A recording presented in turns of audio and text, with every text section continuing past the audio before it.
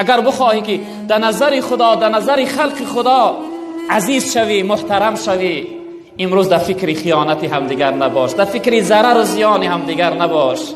یگان انسان به چشم بد نگاه نکو برادر بزرگوار. هر کسی را اگر تو بد میبینی، این را انیق بدان که وی بنده الله رب العالمین است. این را انیق بدان که شخصیت را بدبینی داری که خیلی صاحب بزرگواری دارد الله رب العالمین. خیلی گناه بزرگ داری. اگر بتوانی دل به دست آر که حج اکبر است. از هزاران کعبه یک دل بهتر است. کعبه بنیادی خلیل آذر است. دل نظرگاه جلیل اکبر است. اگر بتوانی دل یک بنده خدا را به دست بیار، خرسند کن، شاد کن، در خلق خدا خدمت کن.